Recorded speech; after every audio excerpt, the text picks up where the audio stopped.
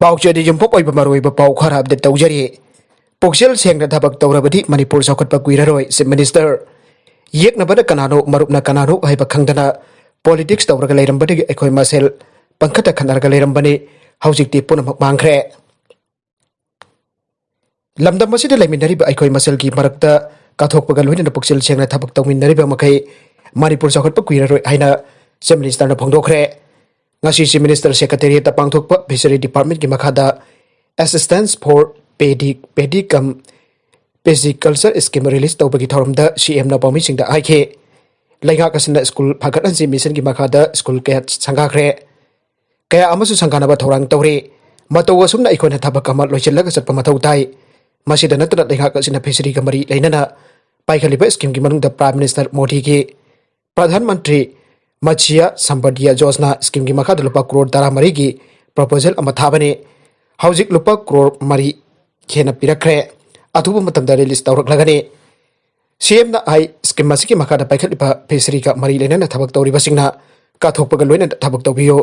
ꯃꯌꯥꯝꯒꯤꯗꯃꯛꯇ ꯂꯥꯛꯄ ꯁꯦꯜꯁꯤꯡ ꯂꯩꯉꯥꯛ ꯑꯃꯁꯨꯡ ꯗꯤꯄꯥꯔꯠꯃꯦꯟꯠ ꯗꯥꯏꯔꯦꯛꯠ ꯕꯦꯅꯤꯐꯤꯁꯔꯤꯁꯤꯡꯒꯤ ꯃꯈꯨꯠꯇ ꯌꯧꯍꯟꯅꯕ ꯍꯣꯠꯅꯒꯅꯤ꯫ ꯃꯌꯥꯝꯒꯤ ꯃꯊꯧꯅ ꯄꯣꯠꯊꯣꯛ ꯍꯦꯟꯅ ꯄꯨꯊꯣꯛꯇꯨꯅ ꯃꯄꯥꯟꯗꯒꯤ ꯁꯦꯝ ꯁꯥꯕ ꯑꯥꯏꯁꯀꯤ ꯉꯥꯒꯤ ꯃꯍꯨꯠꯇ ꯑꯩꯈꯣꯏꯒꯤ ꯄꯣꯠꯊꯣꯛꯅ ꯀꯣꯟꯅꯅꯕ ꯍꯣꯠꯅꯕꯇ ꯅꯠꯇꯅ ꯌꯥꯔꯤꯕ ꯃꯈꯩ ꯃꯄꯥꯟꯗ ꯊꯥꯗꯣꯛꯅꯕ ꯍꯣꯠꯅꯕ ꯉꯝꯅꯅꯕ ꯃꯤꯌꯥꯝꯅ ꯍꯣꯠꯅꯕꯤꯌꯨ꯫ ꯉꯔꯥꯡ ꯁꯦꯟꯇ꯭ꯔꯦꯜ ꯌꯨꯅꯤꯚꯔꯁꯤꯇꯤꯒꯤ ꯑꯅꯧꯕ ꯚꯥꯏꯁ ꯆꯥꯟꯁꯦꯂꯔ ꯑꯃ ꯂꯥꯛꯄ ꯑꯗꯨ ꯌꯥꯝꯅ ꯊꯋꯥꯏ ꯌꯥꯎꯅ ꯊꯕꯛ ꯇꯧꯏ꯫ ꯃꯈꯣꯏꯒ ꯂꯩꯉꯥꯛ ꯑꯁꯤꯒ ꯄꯨꯜꯂꯒ ꯂꯨꯄꯥ ꯀ꯭ꯔꯣꯔ 100ꯒꯤ ꯑꯆꯧꯕ ꯄ꯭ꯔꯣꯖꯦꯛ ꯑꯃ ꯊꯥꯔꯤ꯫ ꯍꯥꯏꯔꯤꯕ ꯄꯣꯠ ꯑꯁꯤ ꯂꯥꯛꯂꯒꯗꯤ ꯂꯝꯗꯝ ꯑꯁꯤꯒꯤ ꯉꯥꯒꯤ ꯄꯣꯠꯊꯣꯛ ꯑꯁꯤ ꯐꯖꯅ ꯍꯦꯟꯒꯠꯄ ꯉꯝꯂꯒꯅꯤ꯫ ꯍꯧꯖꯤꯛ ꯈꯨꯒꯥ ꯗꯥꯝ ꯂꯣꯛꯇꯥꯛꯇ ꯒꯦꯁ ꯀꯜꯆꯔ ꯍꯧꯈ꯭ꯔꯦ, ꯑꯗꯨꯒ ꯕꯥꯏꯑꯣꯐ꯭ꯂꯣꯛ ꯌꯨꯝꯗ ꯂꯣꯏꯕ ꯌꯥꯕ ꯕꯦꯅꯤꯐꯤꯁꯔꯤꯁꯤꯡ ꯂꯤꯁꯤꯡꯒꯤ ꯃꯊꯛꯇ ꯇ꯭ꯔꯦꯅꯤꯡ ꯄꯤꯈ꯭ꯔꯦ꯫ ꯍꯥꯏꯔꯤꯕ ꯇ꯭ꯔꯦꯅꯤꯡ ꯐꯪꯂꯕ ꯕꯥꯏꯑꯣꯐ꯭ꯂꯣꯛꯀꯤ ꯇꯧꯅꯤꯡꯂꯤꯕ ꯀꯥꯡꯕꯨ ꯑꯁꯤ ꯕꯦꯡꯛꯇꯒꯤ ꯂꯣꯟ ꯄꯤꯒꯅꯤ꯫ ꯕꯦꯅꯤꯐꯤꯁꯔꯤꯁꯤꯡ ꯑꯁꯤ ꯁ꯭ꯇꯥꯔꯠꯑꯞꯇ ꯌꯥꯎꯕꯁꯨ ꯌꯥꯒꯅꯤ꯫ ꯁ꯭ꯀꯤꯝ ꯃꯌꯥꯝ ꯑꯃ ꯂꯩꯈ꯭ꯔꯦ꯫ ꯑꯩꯈꯣꯏ ꯍꯧꯖꯤꯛ ꯑꯃꯅ ꯑꯃꯕꯨ ꯍꯨꯟꯅꯔꯒ ꯂꯩꯕ ꯃꯇꯝ ꯅꯠꯇꯦ꯫ ꯌꯦꯛꯅꯕꯅ ꯀꯅꯥꯅꯣ ꯃꯔꯨꯞꯅ ꯀꯅꯥꯅꯣ ꯍꯥꯏꯕꯁꯤ ꯅꯤꯡꯊꯤꯅ ꯈꯪꯗꯣꯛꯂꯒ ꯑꯩꯈꯣꯏꯅ ꯇꯧꯒꯗꯕ ꯊꯕꯛ ꯑꯁꯤ ꯀꯔꯤꯅꯣ ꯍꯥꯏꯕꯗꯨ ꯈꯪꯅ ꯊꯕꯛ ꯇꯧꯒꯗꯕꯅꯤ꯫ ꯅꯥꯀꯜ ꯑꯃꯔꯣꯝꯗ ꯈ꯭ꯔꯤꯁꯃꯥꯁꯀ ꯃꯔꯤ ꯂꯩꯅꯅ ꯀꯔꯐ꯭ꯌꯨ ꯃꯇꯝ ꯇꯦꯟꯁꯤꯟꯈ꯭ꯔꯦ꯫ ꯃꯤꯑꯣꯏ 39 ꯄꯣꯖꯤꯇꯤꯚ ꯑꯣꯏꯔꯦ, 194ꯅ ꯗꯤꯁꯆꯥꯔꯖ ꯇꯧꯈ꯭ꯔꯦ꯫ ꯈ꯭ꯔꯤꯁꯇꯥꯟ ꯂꯥꯏꯅꯤꯡꯒꯤ ꯑꯆꯧꯕ ꯀꯨꯝꯍꯩ ꯑꯣꯏꯔꯤꯕ ꯈ꯭ꯔꯤꯁꯃꯥꯁ ꯀꯨꯝꯍꯩꯒꯤ ꯌꯦꯡꯗꯨꯅ ꯃꯅꯤꯄꯨꯔꯗ ꯅꯨꯃꯤꯗꯥꯡ ꯄꯨꯡ 6ꯗꯒꯤ ꯑꯌꯨꯛ ꯄꯨꯡ 4 ꯐꯥꯎꯕ ꯊꯝꯂꯝꯕ ꯀꯔꯐ꯭ꯌꯨ ꯑꯗꯨ ꯅꯨꯃꯤꯗꯥꯡ ꯄꯨꯡ 10ꯗꯒꯤ ꯑꯌꯨꯛꯀꯤ ꯄꯨꯡ 4 ꯐꯥꯎꯕ ꯀꯣꯝꯊꯣꯛꯈ꯭ꯔꯦ꯫ ꯃꯁꯤꯒ ꯃꯔꯤ ꯂꯩꯅꯅ ꯃꯅꯤꯄꯨꯔ ꯂꯩꯉꯥꯛꯅ ꯑꯣꯔꯗꯔ ꯊꯣꯛꯈ꯭ꯔꯦ꯫ ꯑꯃꯔꯣꯝꯗ ꯆꯠꯂꯤꯕ ꯄꯨꯡ 24 ꯑꯁꯤꯗ ꯃꯅꯤꯄꯨꯔꯗ ꯃꯤꯑꯣꯏ 38 ꯅꯧꯅ ꯀꯣꯚꯤꯗ-19 ꯄꯣꯖꯤꯇꯤꯚ ꯑꯣꯏꯔꯦ꯫ ꯃꯤꯑꯣꯏ 194ꯅ ꯂꯥꯏꯆꯠ ꯑꯁꯤꯗꯒꯤ ꯐꯗꯨꯅ ꯗꯤꯁꯆꯥꯔꯖ ꯇꯧꯈ꯭ꯔꯦ꯫ ꯉꯁꯤꯒꯤ ꯑꯣꯏꯅ ꯂꯥꯏꯆꯠ ꯑꯁꯤꯅ ꯃꯤꯑꯣꯏ ꯑꯃꯠꯇ ꯁꯤꯍꯟꯈꯤꯗ꯭ꯔꯦ꯫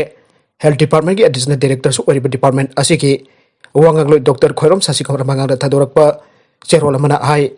ꯉꯁꯤ ꯅꯧꯅ ꯄꯣꯖꯤꯇꯤꯚ ꯑꯣꯏꯈꯤꯕ ꯃꯤꯑꯣꯏ 38ꯃꯛ ꯇ꯭ꯔꯥꯏꯕꯦꯜ ꯍꯤꯁꯇꯔꯤ ꯂꯩꯇꯕ ꯃꯤꯑꯣꯏ ꯉꯥꯛꯇꯅꯤ ꯍꯥꯏꯔꯦ꯫ ꯅꯧꯅ ꯄꯣꯖꯤꯇꯤꯚ ꯑꯣꯏꯔꯛꯂꯕꯁꯤꯡ ꯑꯁꯤ ꯊꯥꯔꯒ ꯁ꯭ꯇꯦꯠ ꯑꯁꯤꯗ ꯀꯣꯚꯤꯗ-19ꯒꯤ ꯑꯄꯨꯟꯕ ꯀꯟꯐꯥꯔꯝ ꯀꯦꯁ 19,800 ꯁꯨꯈ꯭ꯔꯦ꯫ ꯍꯧꯖꯤꯛ ꯐꯥꯎꯕꯗ ꯂꯥꯏꯆꯠ ꯑꯁꯤꯗꯒꯤ ꯐꯈꯤꯕ ꯃꯤꯒꯤ ꯃꯁꯤꯡ 15,197 ꯁꯨꯈ꯭ꯔꯦ꯫ ꯍꯧꯖꯤꯛ ꯑꯦꯛꯇꯤꯚ ꯀꯦꯁꯇ 1,189 ꯂꯩꯔꯦ꯫ ꯂꯥꯏꯆꯠ ꯑꯁꯤꯅ ꯂꯩꯈꯤꯗꯕ ꯃꯤꯒꯤ ꯃꯁꯤꯡꯅ 138 ꯁꯨꯈ꯭ꯔꯦ꯫ ꯍꯧꯖꯤꯛ ꯐꯥꯎꯕ ꯂꯥꯏꯆꯠ ꯑꯁꯤꯗꯒꯤ ꯐꯈꯤꯕꯒꯤ ꯆꯥꯡ ꯆꯥꯗ 39.52 ꯑꯣꯏꯔꯦ꯫ ꯃꯤꯇꯩꯅ ꯐꯠꯂꯝꯗ꯭ꯔꯕꯗꯤ ꯃꯅꯤꯄꯨꯔꯗ ꯐꯨꯔꯨꯞ ꯑꯃꯠꯇꯁꯨ ꯂꯩꯔꯝꯂꯣꯏ ꯂꯩꯁꯦꯝꯕ ꯁꯅꯥꯖꯥꯎꯕ꯫ ꯃꯅꯤꯄꯨꯔꯗ ꯈꯨꯟꯗꯥꯔꯤꯕ ꯅꯦꯄꯥꯂꯤꯁꯤꯡ ꯐꯣꯔꯦꯟꯅꯔ ꯅꯠꯇꯦ, ꯑꯩꯈꯣꯏꯒꯤ ꯏꯄꯥ ꯏꯄꯨ ꯂꯝꯗꯝ ꯑꯁꯤꯗ ꯄꯣꯛꯈꯤꯕꯅꯤ꯫ ꯒꯣꯔꯈꯥ ꯌꯨꯠ ꯑꯦꯁꯣꯁꯤꯌꯦꯁꯟ꯫ ꯃꯅꯤꯄꯨꯔꯗ ꯃꯤꯇꯩꯅ ꯐꯠꯂꯝꯗ꯭ꯔꯕꯗꯤ ꯂꯝꯗꯝ ꯑꯁꯤꯗ ꯑꯇꯣꯞꯄ ꯀꯥꯡꯂꯨꯞ ꯑꯃꯠꯇꯁꯨ ꯂꯩꯔꯣꯏ ꯍꯥꯏꯅ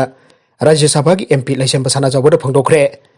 ꯃꯅꯤꯄꯨꯔ ꯒꯣꯔꯈꯥ ꯌꯨꯠ ꯑꯦꯁꯣꯁꯤꯌꯦꯁꯟ MGYA, ꯗꯨꯔꯒꯥ ꯄꯟꯆꯥꯌꯟ ꯃꯟꯗꯤꯔ ꯁꯃꯤꯇꯤ ꯇꯤꯁꯕꯥꯔꯤ ꯑꯃꯁꯨꯡ ꯋꯨꯃꯦꯟ ꯁꯣꯁꯥꯏꯇꯤ ꯇꯤꯁꯕꯥꯔꯤꯅ ꯄꯨꯟꯅ ꯁꯤꯟꯗꯨꯅ ꯔꯥꯖ꯭ꯌ ꯁꯚꯥꯒꯤ MPꯁꯨ ꯑꯣꯏꯔꯤꯕ ꯃꯅꯤꯄꯨꯔꯒꯤ ꯅꯤꯡꯊꯧ ꯂꯩꯁꯦꯝꯕ ꯁꯅꯥꯖꯥꯎꯕ ꯑꯃꯗꯤ ꯃꯍꯥꯔꯥꯅꯤ ꯑꯅꯥꯃꯤꯀꯥ ꯑꯍꯣꯕꯝ ꯇꯔꯥꯝꯅ ꯑꯣꯛꯄꯒꯤ ꯊꯧꯔꯝ ꯑꯃ ꯉꯁꯤ ꯀꯪꯂꯥꯇꯣꯝꯕꯤꯒꯤ ꯇꯤꯁꯕꯥꯔꯤ ꯗꯨꯔꯒꯥ ꯃꯟꯗꯤꯔ ꯀꯝꯃꯨꯅꯤꯇꯤ ꯍꯣꯜꯗ ꯄꯥꯡꯊꯣꯛꯈ꯭ꯔꯦ꯫ ꯊꯧꯔꯝ ꯑꯗꯨꯗ ꯅꯤꯡꯊꯧꯅ ꯃꯈꯥ ꯇꯥꯅ ꯍꯥꯏꯈꯤ ꯃꯅꯤꯄꯨꯔꯗ ꯃꯤꯇꯩ ꯍꯥꯏꯕ ꯐꯨꯔꯨꯞ ꯑꯁꯤꯅ ꯂꯩꯔꯤꯕ ꯃꯈꯩꯗꯤ ꯃꯅꯤꯄꯨꯔꯗ ꯂꯩꯔꯤꯕ ꯑꯇꯩ ꯀꯥꯡꯂꯨꯞ ꯐꯨꯔꯨꯞ ꯑꯃꯠꯇ ꯃꯇꯨ ꯅꯥꯝꯃ ꯁꯣꯛꯄ ꯌꯥꯔꯣꯏ꯫ ꯃꯤꯇꯩ ꯃꯅꯤꯄꯨꯔ ꯃꯍꯥꯔꯥꯖꯅ ꯐꯠꯂꯝꯗ꯭ꯔꯕ ꯂꯝꯗꯝ ꯑꯁꯤꯗ ꯐꯨꯔꯨꯞ ꯑꯃꯠꯇꯁꯨ ꯂꯩꯔꯝꯗꯣꯏ꯫ ꯃꯤꯇꯩꯒꯤ ꯅꯤꯡꯊꯧꯒꯤ ꯁꯛꯇꯤ ꯃꯤꯌꯥꯝꯅ ꯍꯦꯟꯅ ꯈꯪꯂꯦ꯫ ꯃꯇꯝ ꯑꯃꯒꯤ ꯃꯤꯇꯩ ꯅꯤꯡꯊꯧꯅ ꯂꯩꯔꯤꯕ ꯐꯨꯔꯨꯞ ꯑꯇꯩꯗ ꯅꯈꯣꯏ ꯃꯤꯇꯩ ꯑꯣꯟꯒꯗꯕꯅꯤ ꯅꯠꯇ꯭ꯔꯕꯗꯤ ꯖꯨꯝꯃꯩ ꯊꯥꯗꯣꯛꯀꯅꯤ, ꯅꯉꯛ ꯀꯛꯇꯨꯅ ꯍꯥꯠꯀꯅꯤ ꯍꯥꯏꯅ ꯑꯆꯧꯕ ꯆꯩꯔꯥꯛ ꯄꯤꯔꯝꯂꯕꯗꯤ ꯃꯈꯣꯏ ꯂꯩꯔꯤꯕ ꯐꯨꯔꯨꯞꯁꯤꯡ ꯃꯤꯇꯩ ꯂꯣꯏꯅ ꯑꯣꯜꯂꯝꯒꯅꯤ꯫ ꯃꯗꯨ ꯃꯤꯇꯩ ꯅꯤꯡꯊꯧꯅ ꯐꯝꯍꯟꯕꯗꯒꯤ ꯇꯧꯔꯝꯗꯕꯅꯤ꯫ ꯑꯗꯨꯅ ꯉꯁꯤ ꯃꯅꯤꯄꯨꯔꯗ ꯐꯨꯔꯨꯞ ꯃꯁꯤꯡ ꯁꯨꯅ ꯈꯨꯟꯗꯥꯕ ꯉꯝꯂꯤꯕꯅꯤ꯫ ꯃꯍꯥꯛꯅ ꯍꯥꯏꯈꯤ ꯃꯤꯇꯩꯅ ꯇꯧꯔꯝꯕꯗꯤ ꯑꯇꯩ ꯂꯩꯔꯤꯕ ꯐꯨꯔꯨꯞꯁꯤꯡ ꯑꯗꯨꯗ ꯅꯪꯒꯤ ꯆꯠꯅꯕꯤ ꯉꯥꯛꯅ ꯍꯤꯡꯉꯨ,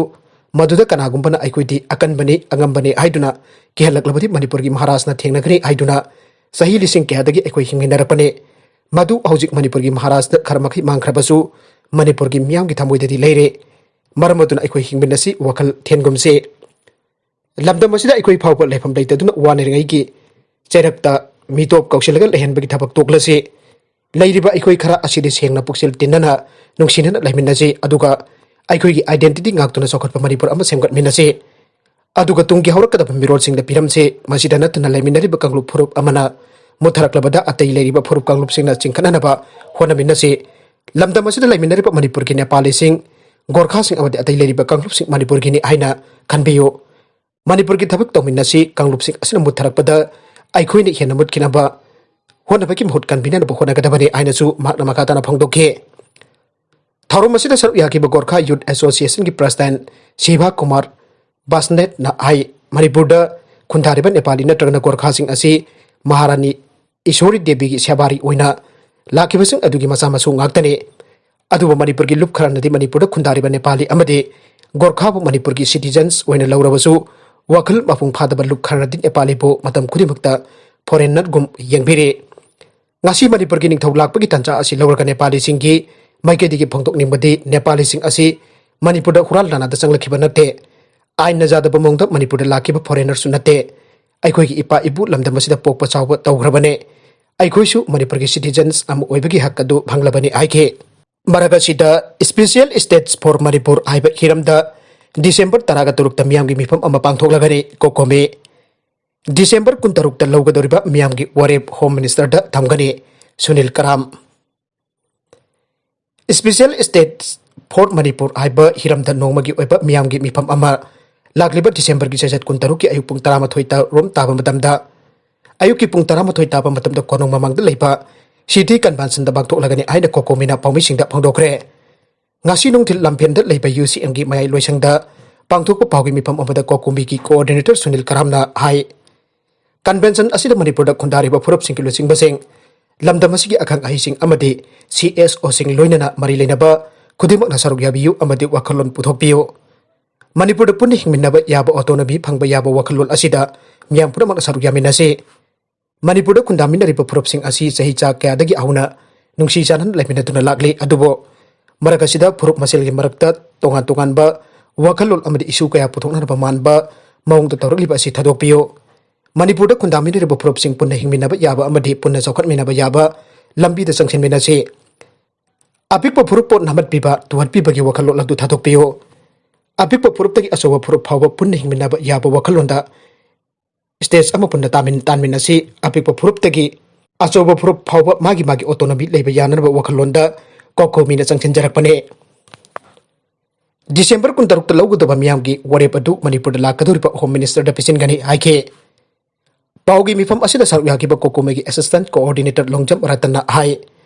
मणिपुर असि फुरुप कांगरुप कियाना औरंगाइदगी खुंदामन दुना लागले फुरुप सिंग असिना मागी मागी फुरुप खगी ओइबा माउंग दा लागना बमतमदा मणिपुर की अपुन सकतम दा कारकने मणिपुर की अपुन सकतम दा कारकनी आइबसी कोकोमेगी थाजबने मसी थोक्तना हौजिक हौजिक लैरिबा मणिपुर लेगा असिदा अहेनबा थौना खरा पीरगा मणिपुर असि स्पेशल स्टेट्स फंगना होनरगदे मणिपुर खुंदारिबा कांगलुप फुरुप खुदिमकी अपांबा दु फंगलगने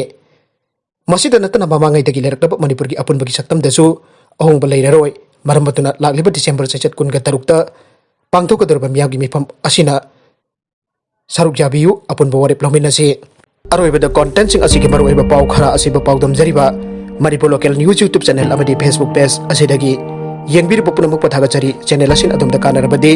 सब्सक्राइब तौबिद्रिबसिंगना सब्सक्राइब तौबिरमु लोइनना लाइक एंड शेयर तौबसु काउबिगनु पुनमुक पो अमुक हाना थागचरी।